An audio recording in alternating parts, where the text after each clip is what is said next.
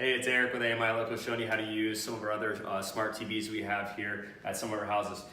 So some TVs have the Roku remote as well as the Spectrum remote, which means they basically have a Spectrum cable box. So you'll use a couple different remotes to operate these TVs. Obviously, turn the TV on, hitting the power button on the Roku remote.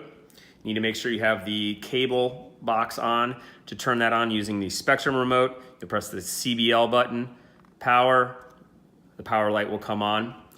What you'll see here is this is kind of the main screen. All right, what you'll need to find to watch cable is have to come up to one of the HDMI channels. All of the Spectrum boxes are plugged into one of the HDMI stations. From there, then you use the Roku remote, press OK, which will bring up standard cable. From there, you'll use the remote just as you would pretty much any other. Hit the guide button, choose the station you want to, watch TV as you would.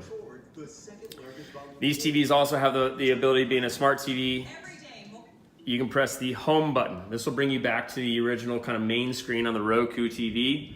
From here, you can toggle over to some of the various apps like Netflix.